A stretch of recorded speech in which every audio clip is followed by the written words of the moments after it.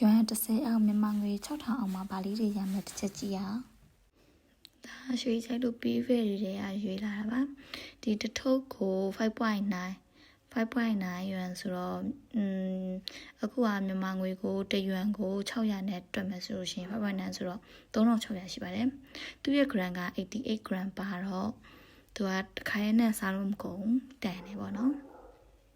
နောက်တစ်ခုကကြတော့ခောက်ဆွဲပါခောက်ဆွဲဝယ်လာတာပါသူကဝန်ကြီးပေါ်ကြညာတဲ့ခောက်ဆွဲပါဒီလိုအထုပ်ကြီးတစ်ထုပ်မှဆိုလို့ရှိရင်သူက9ထုပ်ပေါ့နော်အထုပ်သေး9ထုပ်ပြန်ပါတယ်သူကဝတ်နံယူခောက်ဆွဲပါ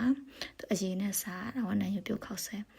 သူပုံမှန်ဆိုလို့ရှိရင်7.9လားမသိဘူးရှိရတယ်ဒါပေမဲ့ဒီနေ့က discount ရှိရမယ်9.9နဲ့ရတာ9.9ဆိုတာမြန်မာငွေ6000ပါဒီအထုပ်ကြီးတစ်ထုပ်ကိုမြန်မာငွေ6000ပါနောက်တစ်ခါကျတော့ပေါင်မုတ်သူကပေါင်မုတ်ကကျတော့ဒီမှာကတော့ grand နဲ့ဝယ်ရတာပေါ့နော်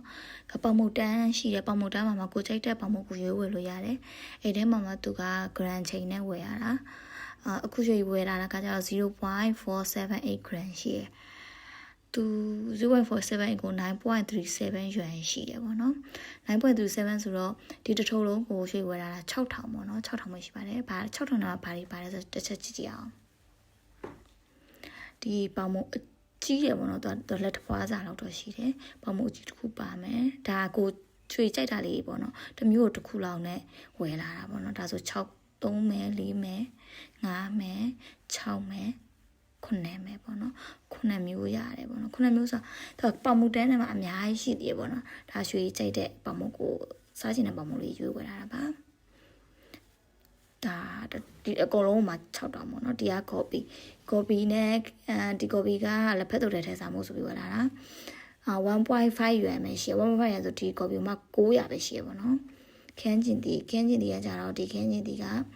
2 yuan ပေးခဲ့ရပါတယ်2 yuan ဆိုတော့မြန်မာငွေ1200ပေါ့နော်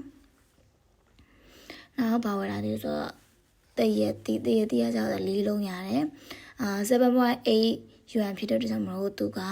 8 yuan ပဲထောင်း8 yuan ဆိုတော့မြန်မာငွေနဲ့ဆိုရင်တော့သူက4800ရှိပါတယ်ဒီနေ့တော့ဒါလေးဝယ်လာပါတယ်နောက်ဗီဒီယိုတစ်ခုမှပြန်တွေ့ပါမယ်ဘိုင်